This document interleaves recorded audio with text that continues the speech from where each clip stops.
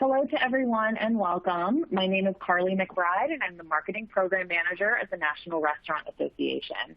I'll be your host for today's webinar presented to you by the National Restaurant Association and our partner Sprockets.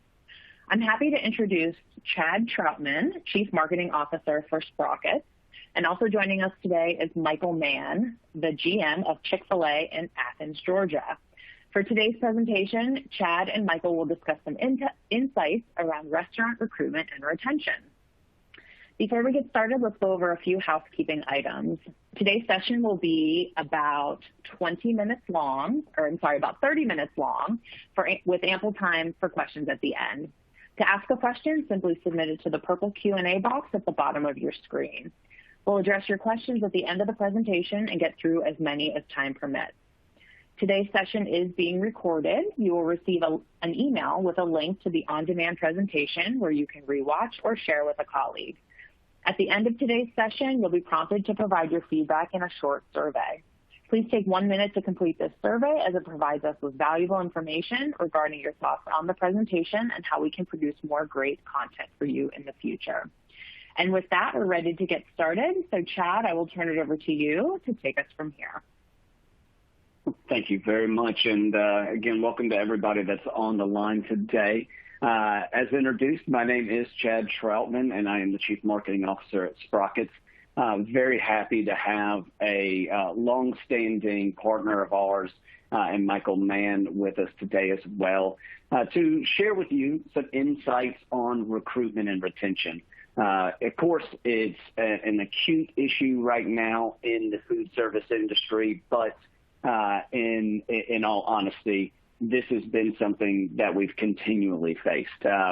Our gracious host here with NRA routinely comes out with new data showing us each year that turnover is going up or staying stagnant. It is not getting better. And for me, and a lot of reasons, growing up in the food service industry, my belief is we haven't done a lot to be different and to change some long-standing principles that we've had or things that we've relied on. So hopefully, through this process, through today's webinar, you'll hear myself as well as Michael talk about a few things that we've picked up along the way that we've adopted. And when I say we, this is where I'm going to break from being a chief marketing officer and be into the kind of mode of a food service person by background, and that is because I grew up in food service. My family had A&W restaurants, catering companies.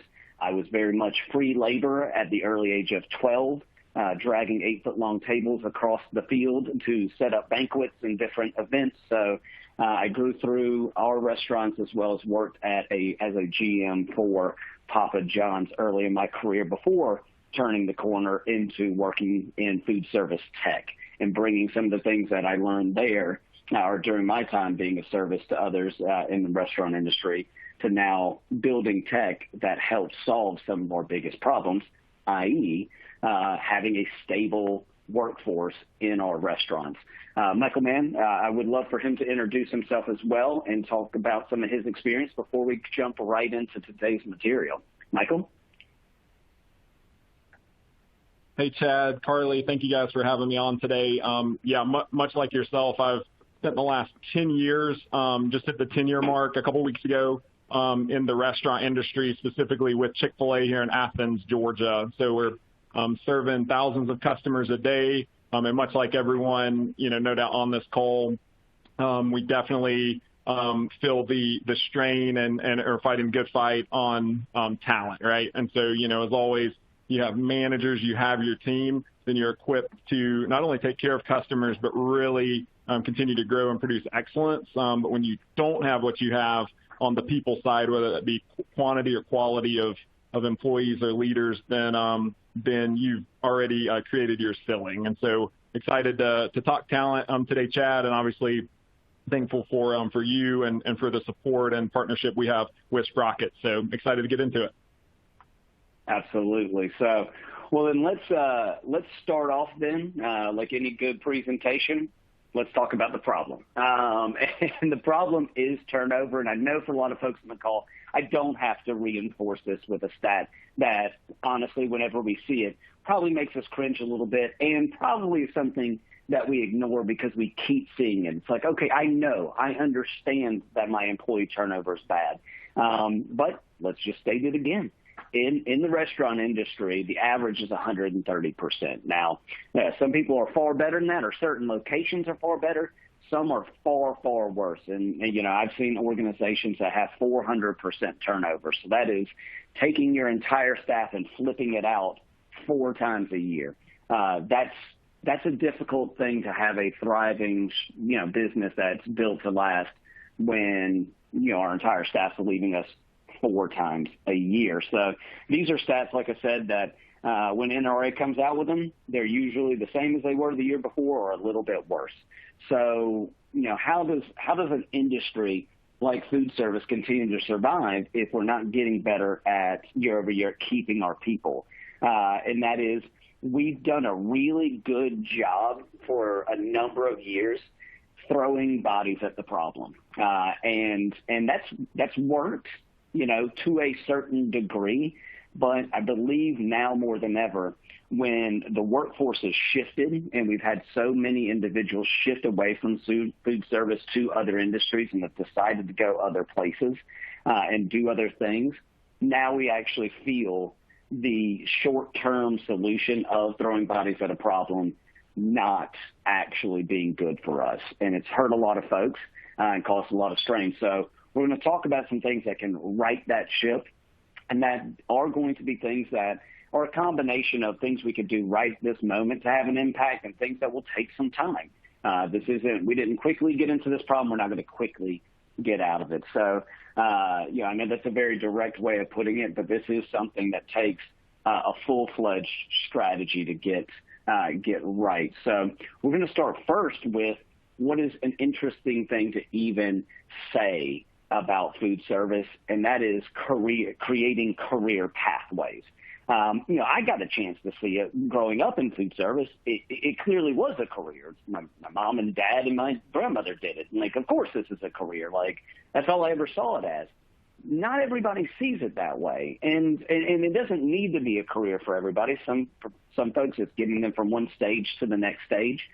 But a lot of folks come in and don't have any idea of what a career in food service really can be, and don't see beyond the front of house or the back of house. They don't see the whole operation. They don't see where they can grow. And it's one of those things we don't always do a good job of talking to them about it. I know for me, my hiring, the totality of my hiring process at Papa John's was to take a manila folder full of paper applications, flip through them until I found the person that matched up the hole in the schedule that I had and would say yes. And then we moved them into training. Here, fill out your paperwork.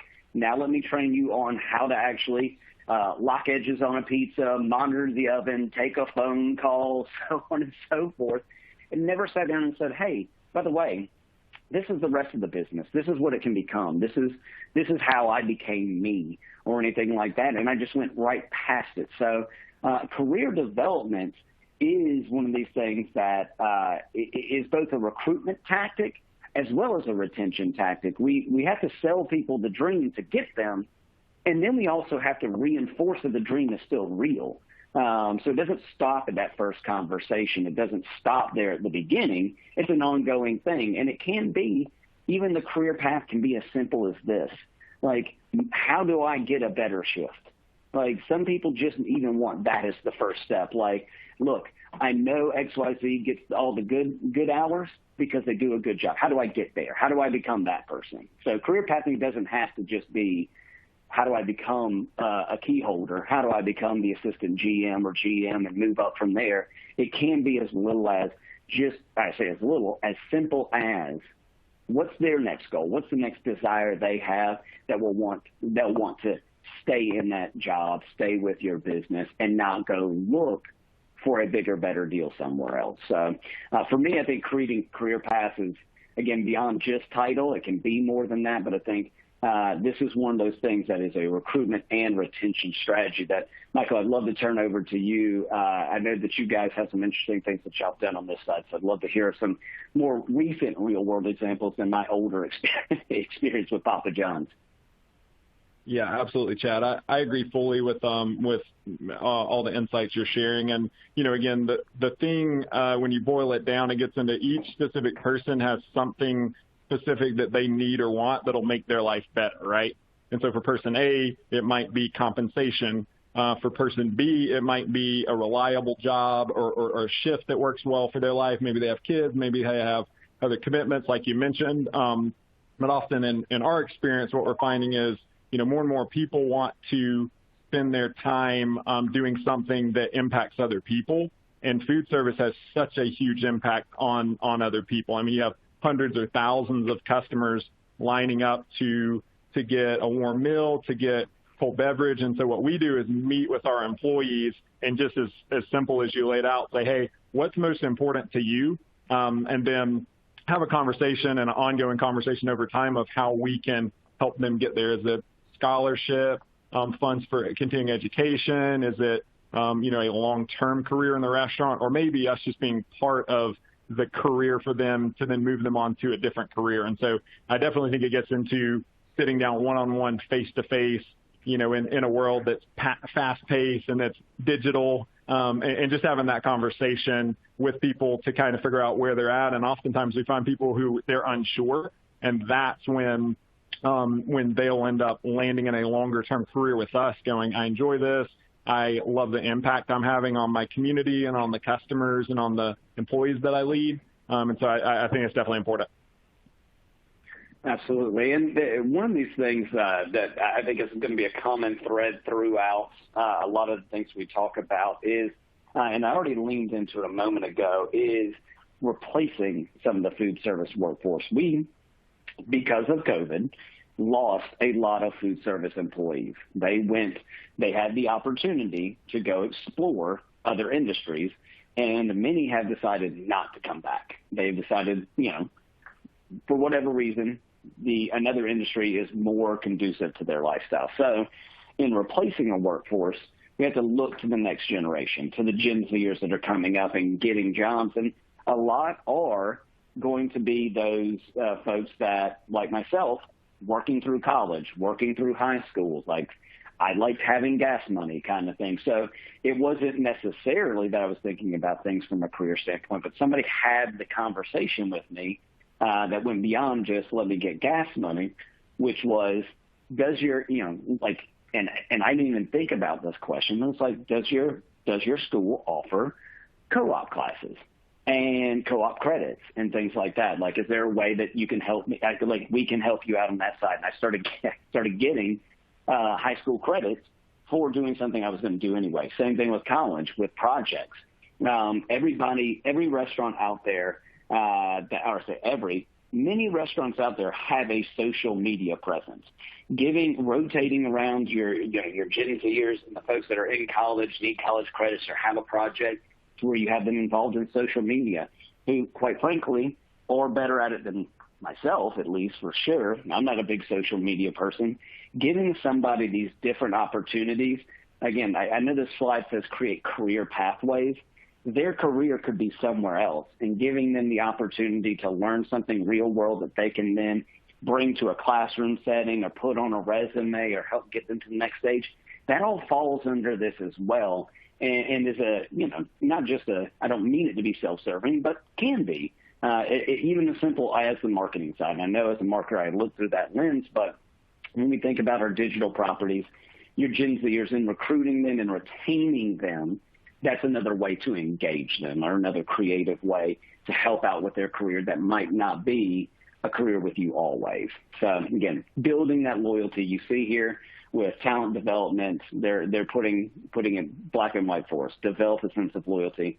So there's plenty of ways you can do that with just opening up that question of, what do you want to be when you grow up? What are you doing right now? Where are you trying to get to? So moving on from that, I know this is an obvious one, but I think it's one that is worth restating and committing ourselves to. And we'll look at some creative ways with this, is offering competitive pay and benefits. That's a part of having a job. Like, somebody does something, but honest day's work, honest day's pay.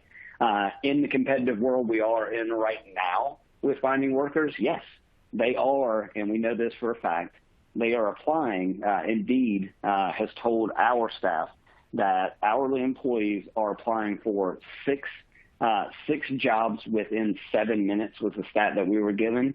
So that feels a lot like somebody's clicking to apply to anything in their commutable range that they're willing to accept the job for what the pay is.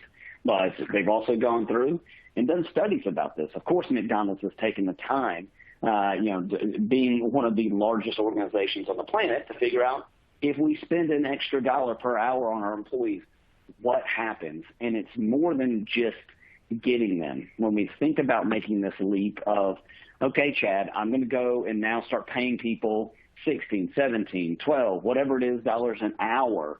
Am I just getting people for it, or am I getting anything else? This study that was done unequivocally found that it did help with turnover, but it also increased customer satisfaction, which then when we take out that extra dollar and look at what does that mean for our bottom line, what does that mean for our business and getting repeat customers, and there is plenty of competition in food service, we know repeat customers are big. So that extra dollar is getting you more than just somebody to actually apply, somebody to actually stay. It's getting customers to come back and also be loyal, just like your staff. So I'm kind of stop there for a second. I know that's a kind of straightforward one, but Michael, what additional information do you have in regards to competitive pay and benefits that you guys have considered or implemented? Sure, Chad. I think the key word here is competitive, right? And so, you don't necessarily want to be trying to outbid everyone in your market or anything like that in terms of pay. If that's your decision, then so be it. But for us, we've landed on, let's make sure our wages are competitive. If a person, like you said, looks at 4 or 5 different businesses sort of in this similar range of business, then let's have our pay be competitive. And what competitive to me means is fair, right? You're not asking someone to give more than you're properly compensating them for. At the same time, not out trying to throw $35 an hour, at the person running orders out the window, just because that's, of course, not sustainable for the business and not in the best interest of the business or the customers or that individual. That individual can't live up to that high of a standard. And so we actively communicate about, hey, is our pay fair? Is it competitive in our market? And then we also do a monthly wage evaluation where we sit down and go through our entire roster's wages and say, who are the people who have upped their level of performance, who we should proactively give them a raise versus waiting for them to, come knock on the office door and, hey, can I talk to you? Which, as you know exactly what conversation is coming at that point. And so I'm definitely right there with you on the competitive in terms of pay and of course, benefits, whether that be supplementing for education or insurance or anything that goes beyond that. Excellent. And, kind of foreshadowing, but whenever I inevitably, as any sponsor will for a webinar, do the shameless plug about what Sprockets does, I'll kind of lean into who do you know to give more money to or give that better shift to or spend that extra time with, I think is important as well. And I don't mean to say that we don't want to treat all of our employees the same, but I am going to say not everybody is appropriate for the job or to be there long term. And I know that I've had folks come into a shift or business with me that weren't creating a positive workplace culture, and were also usually one of the first people to ask for a better schedule and ask for more money. So there are a lot of things we can see on the floor that aren't working, but there are some certain things below the surface that we don't always see. And again, Sprockets will talk to that here in a little bit, but going into work, creating a positive workplace culture and these people that we do want to build a business around, build a location around, build within our staff. There are employees there is a harmonious shift. There is a harmonious location. It's a harder thing to achieve, but it is achievable. And I think in the restaurant industry, I've always seen it as week one, everybody seems to be pretty good. I mean, outside of your folks that quit the first shift in the middle of it, like they get in and realize, wow, this is not for me. I'm going to go check out retail instead of food service, which, I was quite the opposite. One time I tried to work in retail, tried to work at a Gap, did not last long. I did not like folding T-shirts or anything like that. I liked being in food service. So I left early. It was not the right fit for me, and it didn't feel right. It didn't feel like a good workplace. And I knew I wasn't going to be good in it. I was going to be cancerous. The people that about week one, week two, start talking behind the manager's back, start sitting here complaining about others around them, start complaining in front of customers, start, sighing a lot, like just seemingly like just kind of dragging their feet. These are the folks that put the strain on your best people. And this is a body that's not worth keeping in the business just to fill a spot, because in a toxic culture, in a toxic workplace, in a toxic, back of house, that one person, when they leave, before they leave, might take two other people with them. So one, we want to try to keep them from ever being in our business.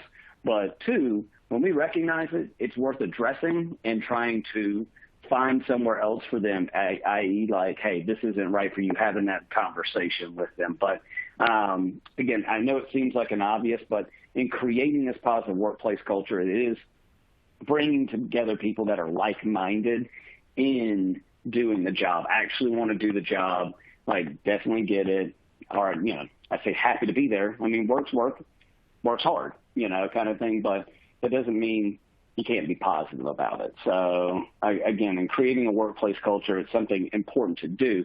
Now, I feel like I didn't do a fantastic job at this. I definitely treated my time as a GM as a job. Like, we're here to do a job, do the job. Like, this is the job. Like, try to make people laugh. That's naturally my personality. But I didn't have anything purposeful here. So I'm probably not the best person to talk about this. And I'm hoping Michael has something more purposeful behind this of how you create a positive workplace culture in a restaurant. So Michael, I'm going to throw the hot potato over to you. Happy to catch it, Chad. I don't think we stop to think from our employees' perspective probably as often as we should, but our employees, the same as an owner, a manager, they don't want to show up to work and be stressed out or work in a negative environment. Like you said, work's work. You are paying employees to get a job done, but it needs to go well beyond that. And so I don't think there's anything creative or genius about the way we attack this one. We simply have just put on paper what is the culture that we want to have, and then we interview for that specific targeted questions and categorizing people. Does this person seem to display the sort of culture that we want to create? And then, like you said, if you have a person who they're struggling or maybe they're not quite measuring up, again, sit them down in person, face-to-face, and say, hey, this is the sort of culture we want to have, but I'm seeing this from you. Anything I'm missing? How can I help? And sometimes you get, my uncle lives with me and he's ill, and they have outside extenuating circumstances. And other times you just get, hey, my bad, I'll try and do better. And so I do think it gets into clarifying it first off and being very clear about what your culture should be and even what it actually is. And then secondly, communicating, articulating that to, of course, your leaders, but then also your employees, and giving them the fair opportunity to do a good job. Again, oftentimes we think, hey, what am I paying you to do? Get back to work, do the job. I'll give you your paycheck on Monday or whatever the case is. And of course, in dealing with human beings, as we know, people need much more than that. They want to show up and be treated to where you're leveraging their skills, to where you're listening and caring about them as a person, and you're also helping set them up for success to where they wake up and they don't dread going to work or dread working for you as the manager or working amongst your team. Excellent. This is where I'm glad you leaned into, speaking with people and asking what's going on, because now later on in my career, I feel like I'm better in this area of creating a positive workplace, because I do ask more questions beyond just work and start to kind of peel the onion back a little bit more, as well as learned more about how to engage with a generation that wasn't mine. In working, most of my staff is the average age is 24. That's a young staff for sure in tech sort of thing. And I just had to start talking with folks and realize that so much it wasn't just opportunity to shine, as I felt like for me was the gratification I was looking for, the opportunities ahead. For them, it was acknowledgement of doing well now, and it being routine. So that was something new for me. I'm not necessarily I like being told, hey, you're doing a good job, but usually self-sufficient. Like, okay, I got this. That's fine. I don't need somebody to pat me on the back or anything. I'm doing a good job because I take pride in my work. So I think that's going back to replacing the workforce. With your Gen Zers coming up, having vocal leaders or empowering your leaders to be vocal and say you're doing a good job early and often helps a lot. So, or at least I found that with my staff. So moving on, going to then scheduling. I think this is one thing that I did learn the hard way, is that improving my scheduling practices, how I communicated those, how I brought, kind of a team approach and being fair and balanced here. And of course I have to have full staff, but, not, and I think some of this was learned through me being treated poorly in this area, is I was put as the only cook on a Friday night at Pizza Hut. And that was terrible. So never, ever, ever should you ever be the only person making pies on a Friday night. That is clearly a big delivery night. And it was just a mishandling of scheduling. Somebody just messed up. And it was the final straw for me of hey, this place is not for me. So this is something completely in our sphere of control. A lot of things are out of our control or harder to influence. This is something that your GMs have direct control over.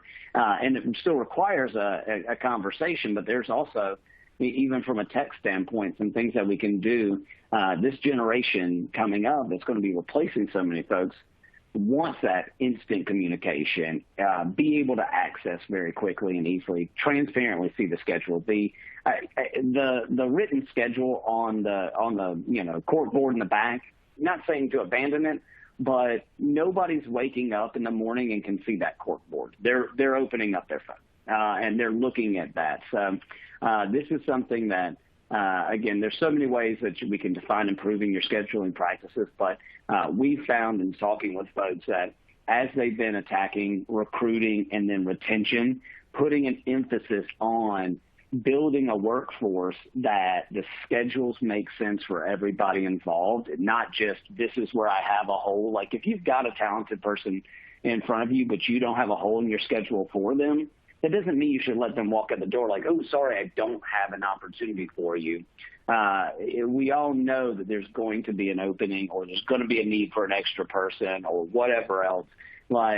Knowing what they want and being able to come back to them even and let them know that you have a hole in your schedule is good stuff. But that's re-engaging past applicants and all that kind of good stuff that we can, we have to have this information first. So scheduling is probably one of the biggest things that we've found that turns people off from working at a location or makes them leave to go to a new location. So I'll stop there, though. Of course, Michael, I'd love to hear anything that you guys have around scheduling that y'all seen be effective.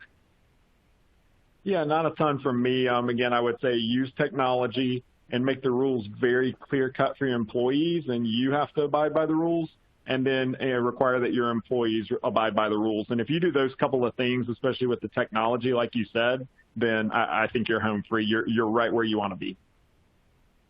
Excellent, excellent. It was getting a time check from our folks. Clearly, I've been verbose today, so let me just say quickly, the shameless plug is one of these last things here, and that is applicant matching. We've had folks like Michael here use our software for recruiting and for retention in food service prior to COVID. Folks that signed up at the beginning of COVID, and then folks that have started using our platform in the last 3 to 4 months, all of which have seen their 90-day retention dramatically improve. And our average is 43%. And they did it by doing one thing that's really, really, really hard to see. And that is this person that I'm about to hire going to come in and perform like my current top performers? There was always somebody on my staff that I knew if I could replicate them 10 times, my life would be easier. Pre-shift prep would be done. I would get home on time. I wouldn't have any customer service issues.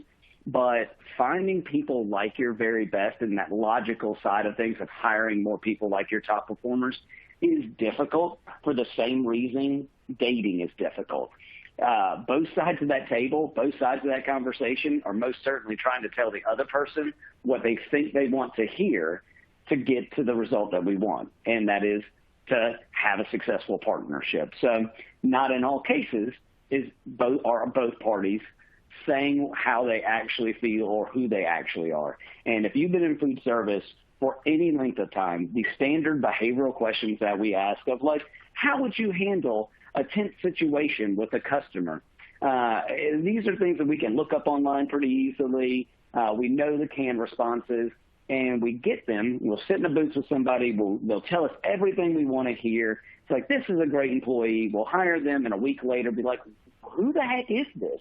You are clearly not the person that I interviewed. What happened whenever the heat kind of turns up on the job? And that's where bringing in some hiring software that not only helps you source candidates, but score candidates so that your GMs who are right now doing 3 jobs at the exact same time, making a pizza, answering the phones, manning the oven all at the same time, and somebody goes to apply at that moment, shopping for a job, GMs are in the worst position right now or a lot of GMs are in the worst position to hire than they've ever been. They're doing the job that they need to fill. So they can't instantly respond to applicants as they come in. So with a tool like Sprockets, you'll be able to source candidates, store them, and GMs immediately know when somebody's worth their time and click to call them in the middle of a shift and be like, hey, I got a few minutes to talk with you. I'd love to learn more about you, and give them that kind of instant gratification of, I know you just applied. You match up well with our staff and our top performers. I know you'd be great here. Let's continue the conversation. So that's the shameless plug. Of course, there's some stats on our screen of what we've done for folks. All these stats are during COVID, and some, like that 43% 90-day retention increase, are since the acute labor shortage. So the methodology does work, and it makes sense. It logically follows. If we hire more people like our top performers, life's going to be easier on us. So that, combined with creating career pathways, having competitive pay and benefits, taking the time to ask questions to create a good culture, a harmonious culture in a location, and then working with people to create schedules that work for you and for them. All these things combined are helping dramatically reduce turnover for our colleagues, or our partners, such as Michael Mann. So I'm glad that we both got a quick 30 minutes with you today to share a lot of those things, a lot of those insights. Of course, this is something that deserves a longer conversation, so we're always happy to have that with you and see what we can do to answer some of your particular issues. And I know there's some questions that came in, so if I've got a few minutes, I'll try to answer those real quick. So I've got one here. With the Delta variant on the rise, a rise of concerns for restaurants, how has Chick-fil-A been able to navigate these concerns with current employees as well as reassuring potential employees? So that's a part of the acute issue as well, is like with COVID, how we talk to our employees and recruit new ones. So, Michael, that's one that I haven't been living it as directly as you have. So how have y'all been addressing those kind of concerns when they come up? Yeah, absolutely. I'm going to be honest. It's been completely uneventful on our end in the sense of that we're following Chick-fil-A /CDC recommended guidelines and just communicating that to our people, right? And so I don't know, maybe once every couple of weeks you have an applicant or even a current team member, hey, what are we doing? What are we doing to keep our customers safe? What are we doing to keep our team safe? What about me working around strangers all day, every day? And we're able just to communicate to them, hey, these are the procedures we're following, but also this is our track record and the results we've had up until this point. And what we're doing, let's say, has been working following the CDC's fairly clear-cut guidelines for 18 months. We'll continue to do that. And again, I always like reminding our employees, it's in our best interest to keep you safe, right? We want you on the schedule next week. We want you here serving our customers. We want to protect our business. But more than that, we don't want to be part of the problem in any form or fashion. And so I hope that's helpful in answering the question. I do think it's just following the procedures, but then reassuring the team via the action points that we continue to follow. It makes complete sense. And, my experience, of course, is not in the food service right now with the issue, but same thing for our business. I don't think any business out there is not without, especially customer facing, is not without this challenge and having to address it in a way that makes them feel comfortable. But I do believe that, what our business has done is the same thing. Like, this is what we're being told to do. Like, this is what we're going to do, and we're going to make sure that each other, we're respectful to ourselves and to our customers, and it's been pretty straightforward kind of thing. But I would say it's been a continuous reminder. I think a lot of policies, you end up usually, like, I think about dress code. Yeah, usually dress code I only have to tell you once, and then nobody ends up showing up to work naked. That's a good thing. But I don't have to keep reviewing that policy.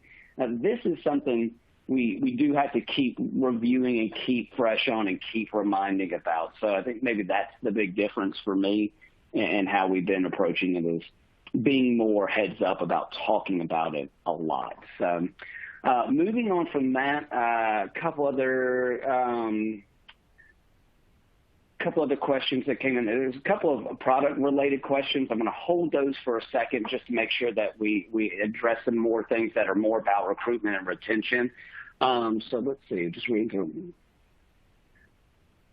What are some more of the cultural questions that help potential applicants be weeded out of the interviewing process?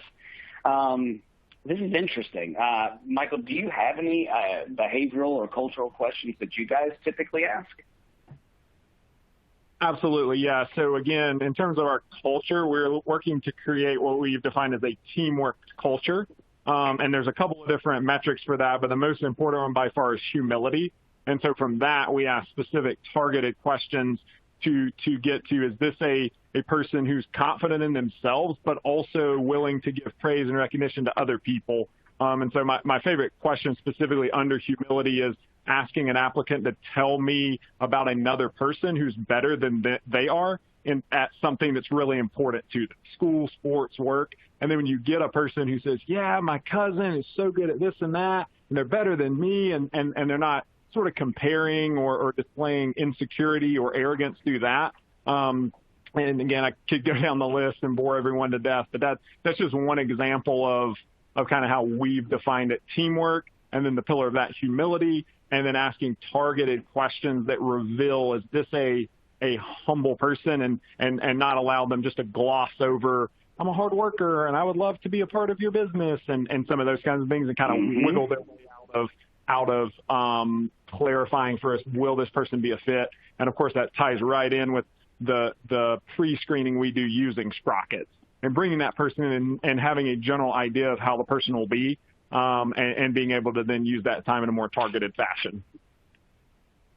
Yeah, that's excellent. And I've never asked that question. And usually when folks ask me, and this is not, love Chick-fil-A, but when folks ask me about behavioral or cultural questions, I usually point them to, and I believe it's online, like Starbucks they've shared their behavioral questions that they ask in the hiring process and things of that nature. But what I loved about yours is having it defined of what you're looking for in the question. That would be hard. It's so hard to give, or excuse me, it's easy to give a canned answer. It's easy to give something that we've read online. It's harder with that question that you asked and the way that you asked it and what you're looking for that to be a canned answer I find on the internet. That's very personal, and in how I describe it is definitely going to be unique to me. So I do love that question.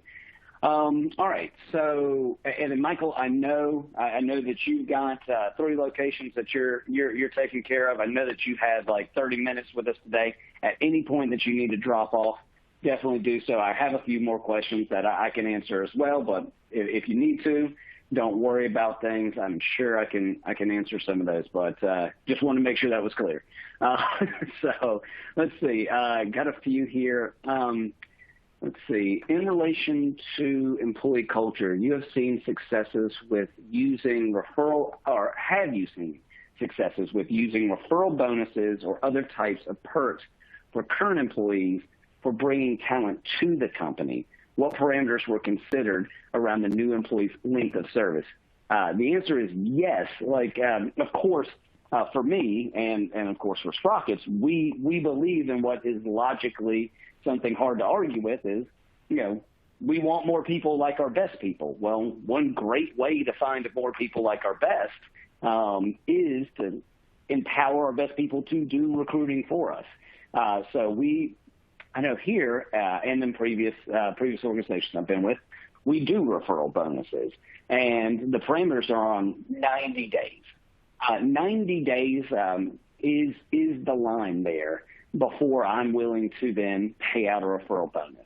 And that's because anything sub 90 days is going to be a drag on the business. It's going to be a drag on the location because we put a lot of effort into finding the person, training them, getting them ready, having them be a part of the business, filling that spot where we then turn down potentially other people just to leave before 90 days. We know there's a big cost associated with that. And there's been plenty of studies on hourly employees that the minimum cost associated with losing an employee within the first 90 days is $1,800. That's a hit. Like, that's not fun. So I would rather and then do something lucrative for my people and say, I will give you $500 for every person you refer that stays longer than 90 days. $500 is a lot of money, especially to a Gen Zer. Like, $500. If you'd say $500 to me when I was 18, you've got my full and undivided attention. So $500, they stay longer than 90 days. That $500 to save $1,800, I'll make that trade any day of the week. So that's something that I know has worked previously for me. Michael, I'm not sure if you're still with us, but is there anything on your side that you guys have done in this area? Chad, I do believe he had to drop off. There you go. We are a bit over time, so thank you so much to everyone who's stuck with us. The questions coming in have been really great, and thank you to Chad and Sprockets for taking the time to put this presentation together. So I just want to give a few final housekeeping notes to everyone attending. The webinar recording will be sent to you by email for on-demand viewing. We encourage you to take our short survey so we can continue to provide you with webinar topics that are of interest to you. And that survey will be prompted as soon as the webinar ends. And if you'd like to learn more about our upcoming events, including conferences and webinars, please visit our website at restaurant.org. So this concludes today's session. I'd like to give a huge thank you to our friends at Sprockets and also Chick-fil-A in Athens, Georgia, for presenting, and thank you to all of you for attending. We look forward to seeing you at future virtual events. Have a great day.